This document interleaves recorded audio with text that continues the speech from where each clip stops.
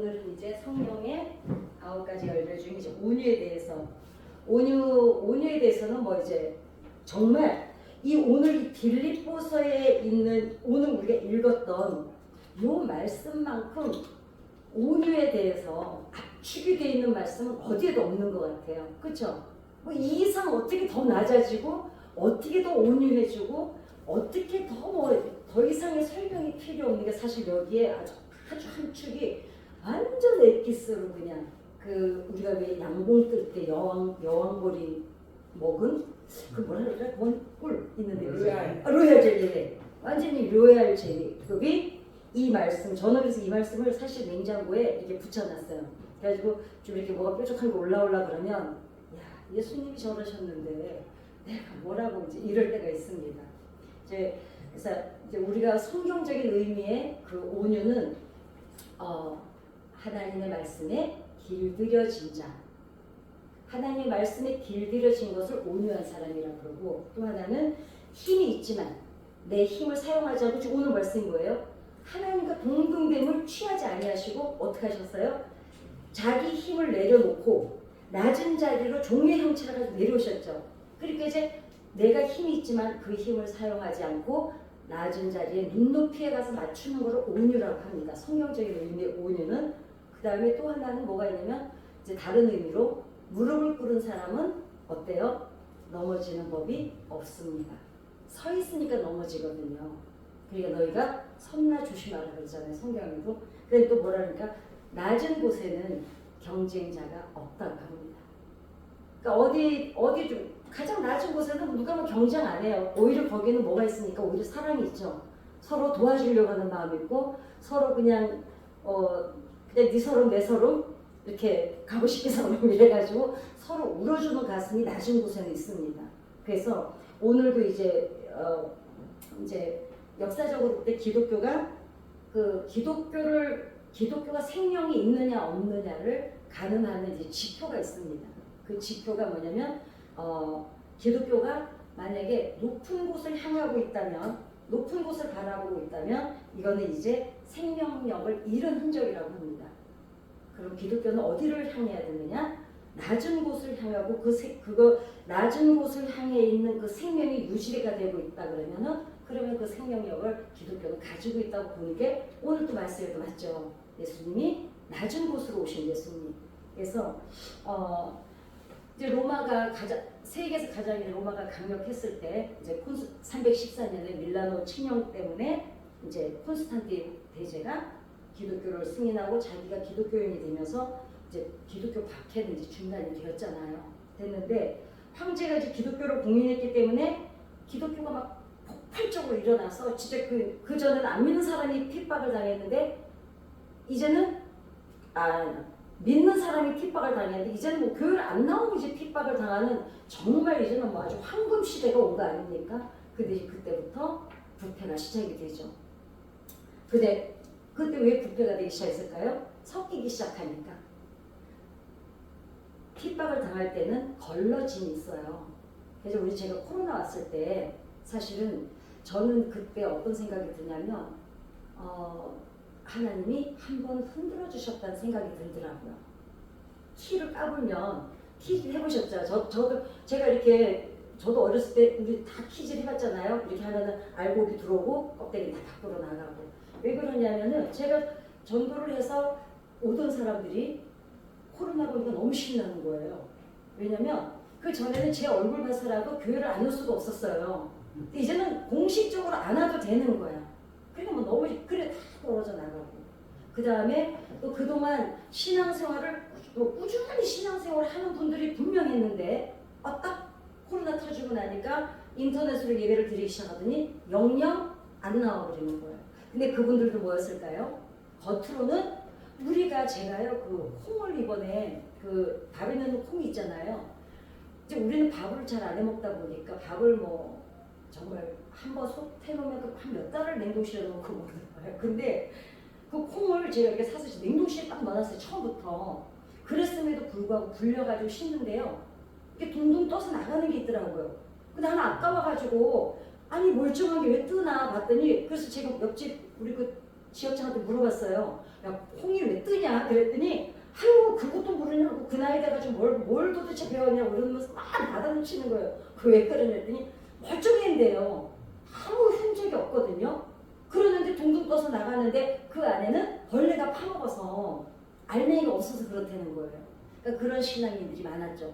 겉으로는 신앙생활 열심히 하고 교회도 나오는데 멀쩡해 보였는데 딱 어떤 물에다가 이제 키에다 제 무게를 올려놔 보니까 둥둥 떠서 그냥 흘러가서 가버리는 거예요. 그게 이제 우리가 코로나 때 저는 그 사람들이 그 이제 코로나 때문에 교회가 어쩌고 그러는데 오히려 그래서 걸러짐을 한번 해. 왜냐면 약간의 거품이 심했어요. 그죠? 우리나라도 막 그 이제 교회가 너무 이제 우리 교회도 건축을 크게 했기 때문에 그 얘기는 내가 못하겠고 어찌됐거나 이제 막 이렇게 막 어떤 이렇게 뭔가 이렇게 안정감이 있고 단단하고 균형이 잡히고 이러질 않았었어요. 이상하게 언젠가부터. 근데 이제 오히려 코로나가 딱 끝나고 나고 제가 코로나 때 집회가 부터 전면 없어졌잖아요. 그랬음에도 불구하고 제가 이제 그 새롭게 하소서를 나왔는데 1월 달에 코로나가 터지고 5월 달에 제가 새롭게 하소서를 가서 이제 녹화를 이제 방송으로 나갔거든요. 근데 한 달 만에 100만이 넘는 거예요. 그 이제 새롭게 하소서를 본 사람들이. 그러는데 그러다 보니까 교회들이 초청을 하고 싶은데 만약에 그게 코로나 때가 아닐 때 방송에 나가서 그렇게 100만이 넘었으면요. 저 아마 몇 년 동안 집회 때문에 집에 있을 시간이 없었을 거예요. 근데 딱 세 군데 나갔나 봐요. 그래서 제가 저 여주 성결교회를 갔는데 그 코로나 때 마스크를 다 쓰고 있는데도 불구하고 철야인데 그 교회가 사람들이 쫙 나와 있는 거예요. 제가 그날 집회하면서 제가 막 울었어요. 알고 볼 하나님이 걸러내시는구나. 코로나가 오히려 저는 그랬었던 것 같아요. 그러니까 오히려 핍박을 받을 때는 그 로마의 기독교인들이 걸러져 있었어요. 아주 알곡들로. 왜냐면 그때는 뭐 정말 죽을 각오를 하고 믿는데도 그래도 믿었잖아요. 신앙생활 했잖아요. 그리고 오히려 알곡들이었죠. 근데 이제 그 밀라노 칙령을 통해서 다 이제 뭐 국가가 아예 그냥 기독교가 되고 나니까 다 믿기는 하는데 이제 거기에는 이제 부패가 심해지기 시작했고 그게 이제 러시아로 넘어가서 중세기의 그 암흑의 시대라고 할 정도로 그 1000년의 시간을 오죽하면 암흑의 시대라고 그러겠어요. 근데 그때가 사실은 십자 전쟁부터 시작해가지고 아무튼 기독교가 아무튼 타락할 대로 타락하고 부패했을 때로 부패했던 게 그 당시였습니다. 그러니까 결국은 누구죠? 저 개혁하신 분 루터. 예. 그러니까 이제 그래서 결국은 이제 그래서 오히려 천주교하고 이제 분리가 되는 이거는 있었지만은 어찌됐거나 그 당시가 그랬습니다. 그래서 오늘 지금 갈라디아서 한번 찾아볼까요? 갈라디아서 2장 9절 10절. 갈라디아서 앞쪽으로 넘어가면 갈라디아서가 있습니다. 2장 9절에서 10절. 이제 오늘 이 온유한 것이 뭔지. 자 시작 8절 2장 8절 시작. 베드로에게 역사하사 그를 할례자의 사도로 삼으시니가 또한 내게 역사하사 나를 이방인으로 사도로 삼으셨느니라. 또 기둥같이 여기는 야고보와 게바와 요한도 내게 주신 은혜를 알므로 나와 바나바에게 신교의 악수를 하였으니 우리는 이방인에게로 그들은 할례자에게로 가게 하려 함이라.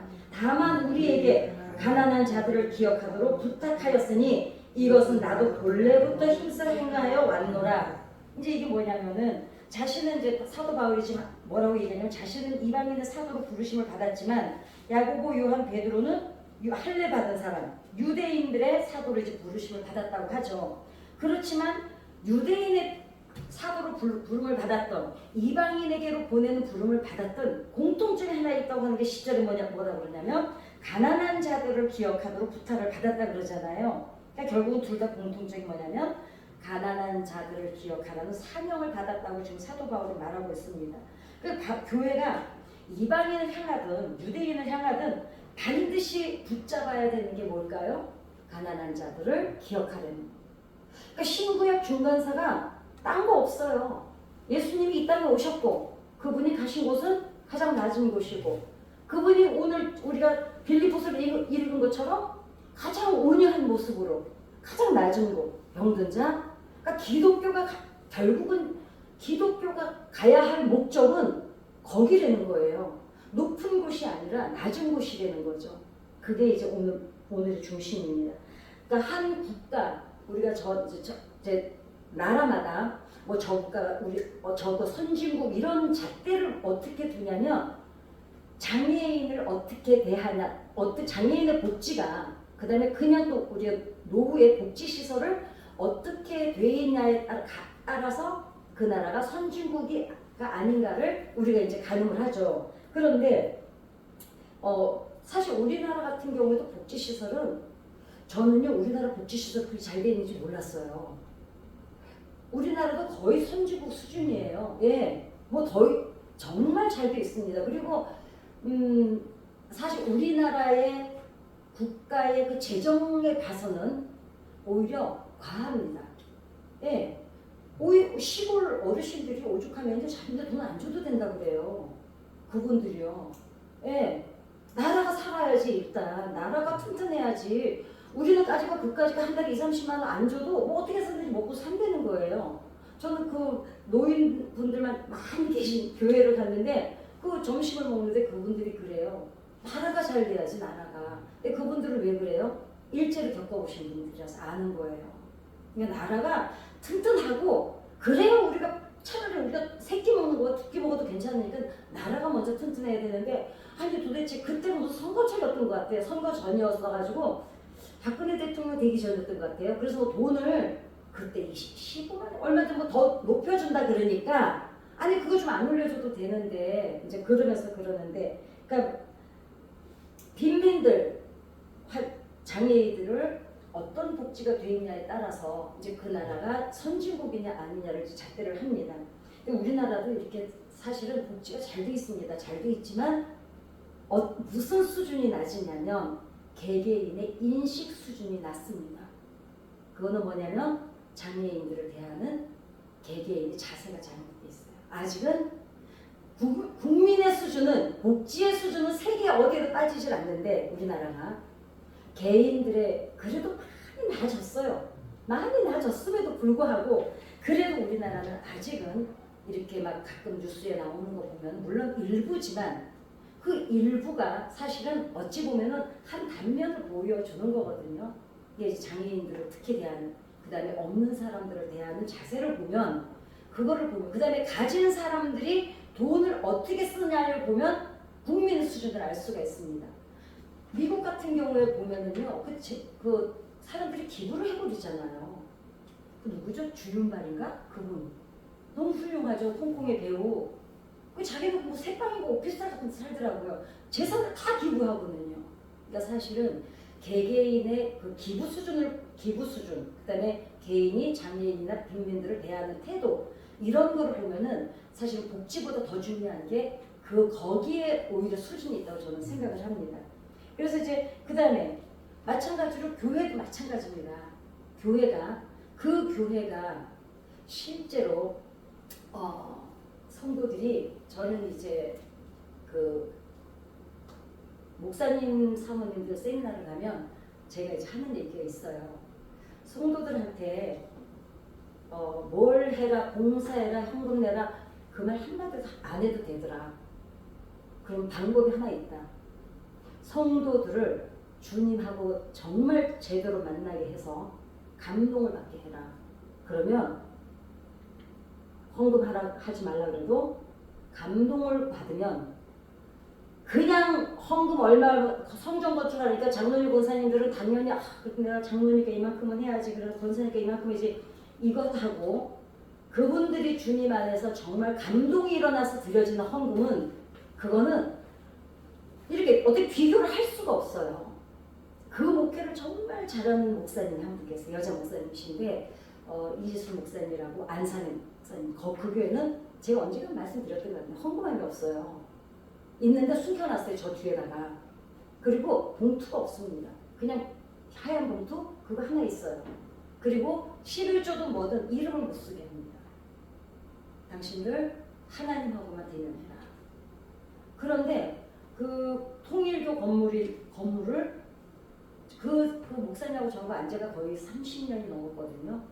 이제 우리 교단으로 왔었어요. 원래 장로교단인데 우리 목사님 제가 소개를 해드려가지고 우리 교단까지 오셨는데 자기 병이 머리끝 발끝까지 여자 목사님인데 안 아픈 데가 없어요. 없는데 정말 죽어라고 목회만 하시는 정말 미련 곰탱이 같은 분이거든요.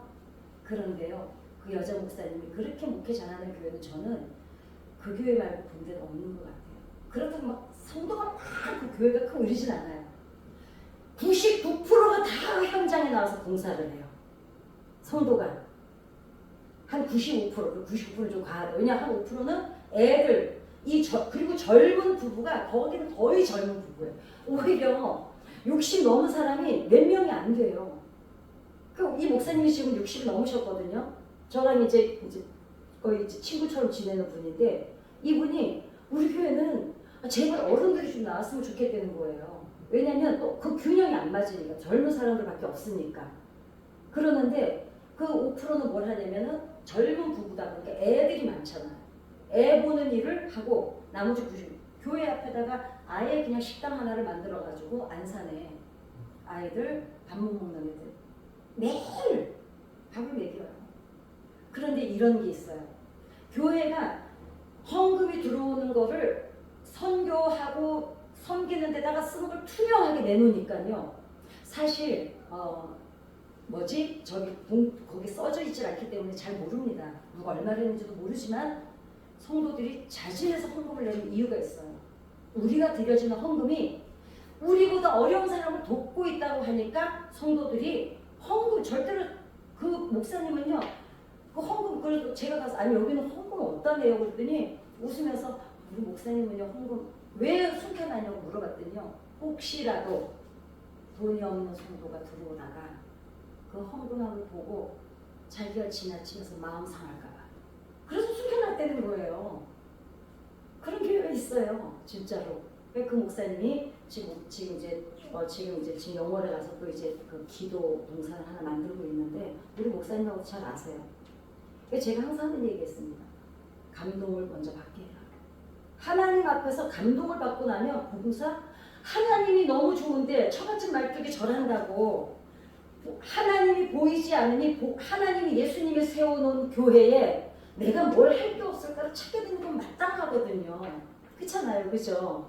그러니까 이제 제가 그 얘기를 주의 종들한테 그 세미나에서 그 얘기를 꼭 합니다. 그러니까 근데 그게 사실은 숙제죠. 왜냐하면 이 각박한 세상에 성도님들이 감동으로 움직이게 한다는 거는 근데 그거는 목사들만의 숙제는 아니에요. 부모도 자식들이 감동으로 움직이게 하는 게 쉬운 일이 아니고 자식도 부모가 감동으로 움직이게 피차 마찬가지예요. 그거는. 그런데 사실 그게 본질인 거죠. 예수님은 그것이었어요. 이분이 뭐라 그랬냐면은 예수님께서는 하나님 그 자체 본체시라고 하시잖아요. 그죠? 여기 보니까 빌립보서 7, 6절에 그는 근본 하나님의 본체시라 하나님과 동등됨을 내가 하나님에 이르질 않으셨어요. 그리고 뭐라 그러냐면 하나님 그 자체신데 어떠세요? 우리를 보고 야 니네들 믿음 니는 내 수준 정도는 돼야 돼. 이러지를 않으셨어요. 그쵸? 어떻게 하셨어요? 오히려 아무것도 아닌 그 민중들 속에 스스로 그냥 맨발로 벌거벗고 내려오셨어요. 그럼 우리가 그러잖아요. 어떻게 우리한테 이러실 수가 있을까? 그 감동이 일어나면 하나님의 교회를요. 섬기지 말라 그러고 섬기게 되고요. 하나님의 교회가 뭐가 필요한데 그거 그냥 안 보겠어요? 내가 들먹고 들쏘고 하나님의 교회가 바로 서야지. 그 일제를 겪어보신 어르신들이 우리는 괜찮아. 나라가 튼튼해야지. 똑같은 거거든요. 그러니까 결국은 이제 숙제가 뭐냐면 어떻게 하면 감동을 받게 하는 그 통로가 주의 종들이거든요. 매개체잖아요. 하나님과 성도가 만나서 정말 사랑에 빠지게 해줄 수 있는 거를 어떻게 하느냐. 그럼 간단해요.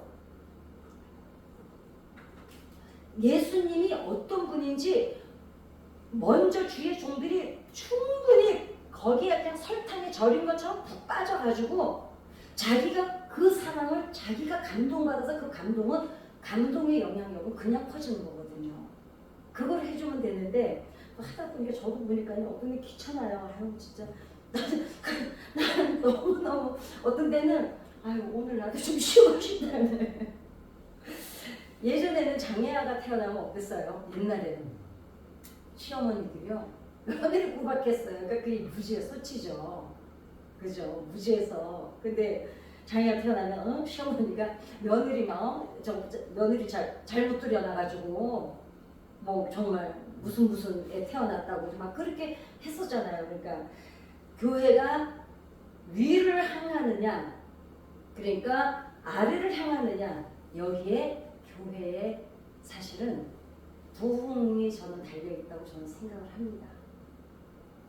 이거는 우리가 뼈아프고 우리는 지금 다 이제 뭐 리더잡이잖아요. 이제 뭐 평신도들이 아니기 때문에 이거는 우리가 사실 뼈아프게 고민해 봐야 될 문제입니다.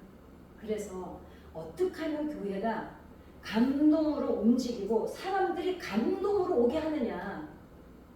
동네에서 저 시골에는 목사님들이요,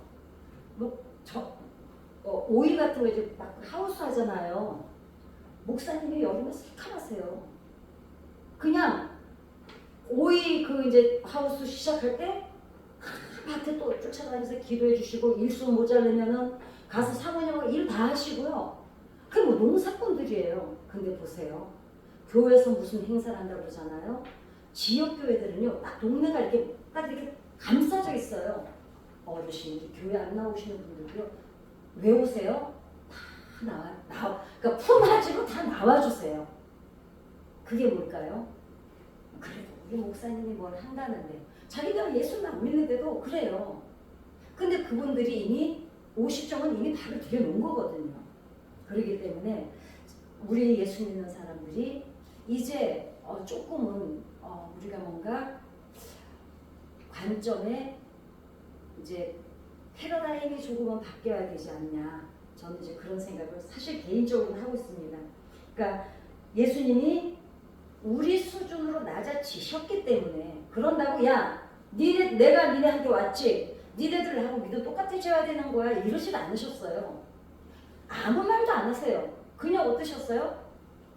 배고파 보이면 먹이셨고 병들어서 아파하면 고쳐주시고 그냥 누가 힘들면 그냥 소외된 자 그 종교인들한테 구박받는 사람들 속에서 그냥 같이 앉아서 그냥 끊임없이 얘기 나눠주시고 그냥 그러셨어요. 그러니까 그 사람들이 감독으로 움직여야죠.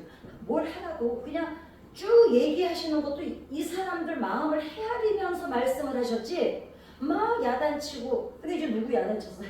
이제 그 복사의 자식들하는 이제 했지만 어찌됐거나 예수님이 낮아지셨기 때문에 우리가 구원을 받을 수가 있었습니다. 만약에 예수님이 정말 신으로만 오셔가지고 심판만 하시고 지정만 하시고 이랬다면은 글쎄 인류는 어떻게 또 됐는지 저는 그건 뭐 상상을 할 수가 없습니다. 그렇다면 이제 그러면은 성령님과 동행을 하면 굳이 우리가 애쓰지 않아도 반드시 나타나는 게 뭘까요? 예수님을 닮은 모습이 나타나게 돼 있습니다. 그래서 그러니까 온유한 건 어떤 것이냐? 그냥 아니에요. 이게 온유가 아니라 그 다음에 그냥 불의를 보고도 아무 말도 안 하고 침묵하는 게 온유가 아니라 마음이 항상 예수님이 눈길을 주셨던 것. 제가 이제 이 성령의 9가지 열매를 하다 보니까 9가지 열매의 모든 본질이 여기에 있더라고요. 예수님이 희락이 뭔지 희락도 결국은 뭐였습니까? 어저께? 결국은 낮은 곳을 향하는 마음. 거기에서 낮은 비극을 당하는 사람들과 함께 할 때 오히려 거기에 더 큰 기쁨이 있다는 거. 가치 있는 기쁨이 있다는 거. 이제 그러는데 그러니까 결국은 우리가 예수 믿는 사람들이 그 교회가 참 공동체로서 사람들에게 감동을 줄 때는 어떠냐면은 마음이 다들 하나같이 같은 마음이 돼서 어려운 사람들을 찾아다니면서 돕고 그 다음에 병든 자들, 장애우들이 왔을 때 그냥 누구나 할 것 없이 그냥 그렇다고 막 호들갑스럽지도 않고 막 그러지 않으면서도 그냥 당연히 자연스럽게 그냥 가족 대하듯이 그게 이제 될 때 교회가 저는 존중과 존경과 사랑을 받게 될 거라고 저는 생각을 합니다. 그래서 그 이제 그 당시 러시아의 그 작가였던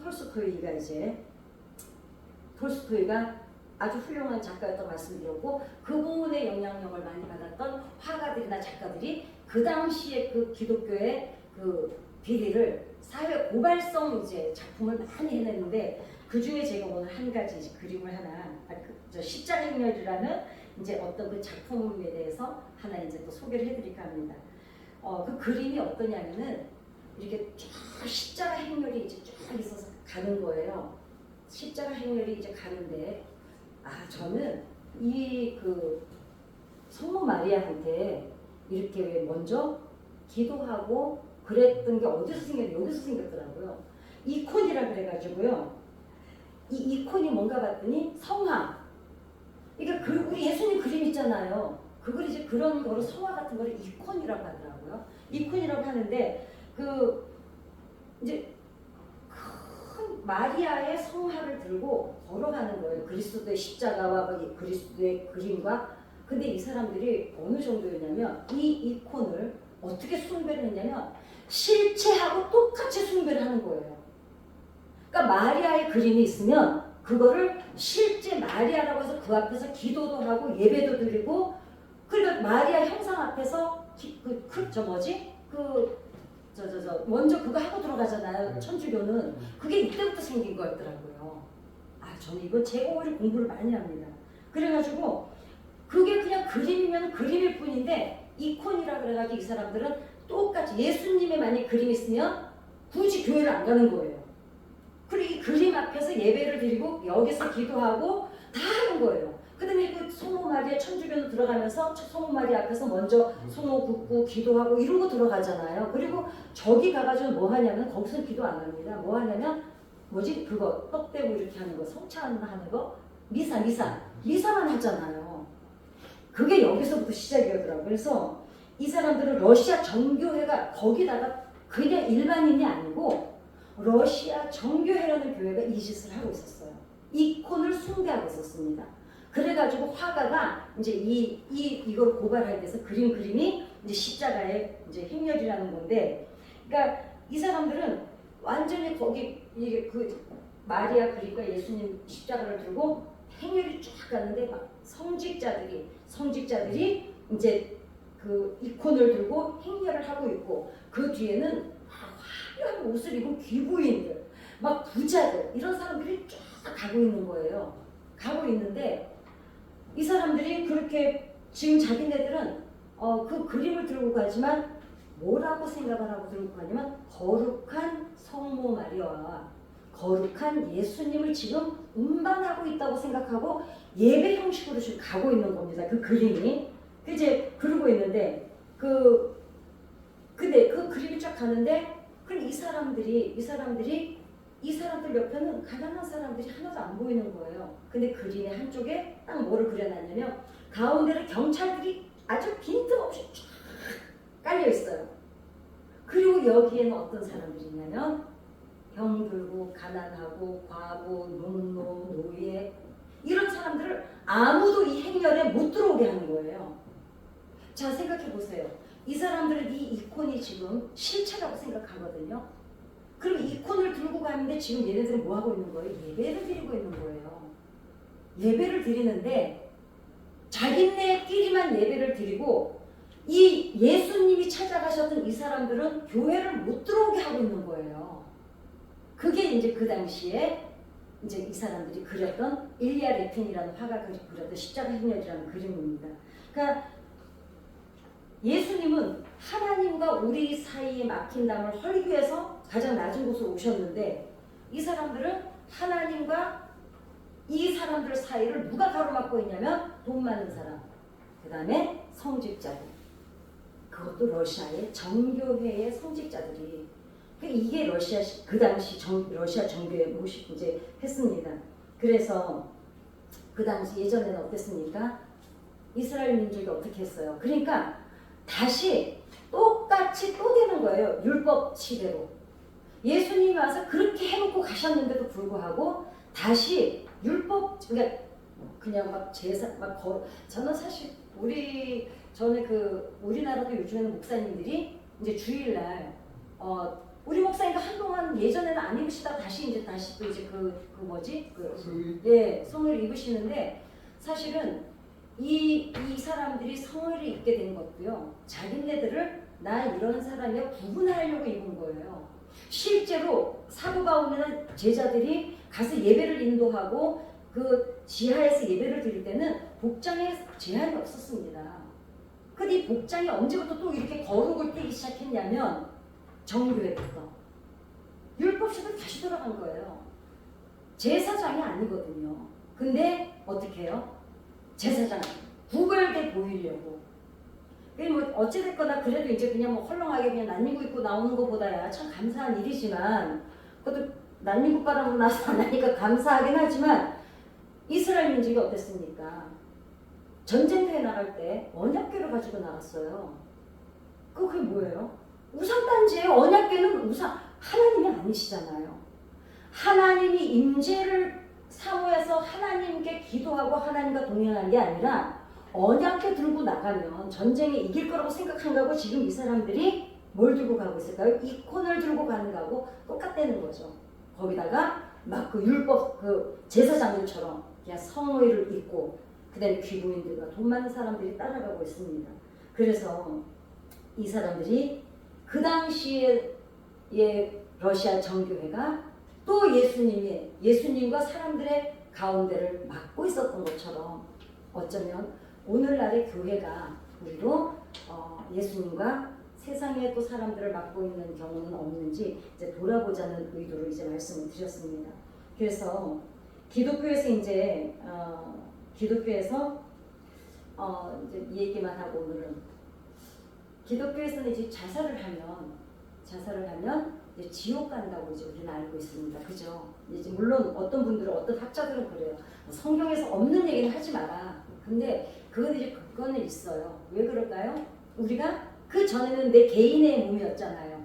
근데 지금 이제 예수님이 십자가에 못 박히시고 부활하시면서 하나님이 우리 안에 성막을 삼으시고 우리를 성전 삼으시고 성막을 펴셨잖아요. 그러니까 우리 안에 이제 누가 계세요? 성령 하나님이 계시다 보니까 내 몸이 아닌데 내가 내 육신을 함부로 목숨을 끊어내니까 이제 지옥 간다고 이제 하는데, 사실은 이제 신학자들도 의견이 많습니다. 이제 그 얘기를 제가 하려는 게 아니고, 어떤 권사님 아들이 안수집사였습니다. 제가 이제 다른 교회로 소개를 해드린 분이 실제 있었던 사연이에요. 이제 그랬는데 안수집사님인데 사업을 열심히 했어요. 그리고 실제로 그 권사님도 정말 아주 성스러운 분이셨어요. 별로 말이 없는 분이었는데 그냥 말없이 그렇게 그냥 교회를 열심히 섬기고 기도도 열심히 하는 분이었고, 근데 이제 안수 집사인데 그때 사업을 하다가 왜 IMF가 왔을 때보다 한 1, 2년 뒤가 더 어려워지기 시작했잖아요. 그래가지고 사업이 망했어요. 망해가지고 IMF가 왔을 때도 멀쩡했던 회사인데 그 뒤에 이제 돈을 더 못 받는 거예요, 이제 거래처에서. 왜냐면 IMF가 끝나고는 그나마 돈이 좀 있어가지고 있는 돈 썼는데 그 다음부터는 이제 뭐 없으니까. 그래가지고 견디다 못하니까 이 안수 집사님이 빚을 도저히 못 견디는데, 그래도 우리나라가 이제 언젠가부터 그 빚의 연자제가 없어졌잖아요. 그전에는 뭐 남편이 빚이 있으면 아내가 또 물려받고 그랬는데 이제 그게 없어지니까 자기가 나 하나 죽고 나면 그래도 내 새끼들이나 우리 아내는 이 빚 때문에 고생은 안 하겠다 해가지고 그분이 자기 목숨을 놨어요. 그래가지고 이제 장례를 치렀습니다. 치르고 이제 그 다음 주에, 그러니 애가 2명이었고 딸 하나 아들 하나, 며느리 시어머니 그 아들하고 같은 집에 살고 있었으니까 이제 그 다음 주에 교회를 나왔습니다. 나왔는데 목사님이 장례 집도를 못 해주시겠다는 거예요. 왜냐? 자살했기 때문에 담임 목사님이. 그래서 못하고 부교육자가 이제 부목사님이 나와서 이제 장례를 치도록 했습니다.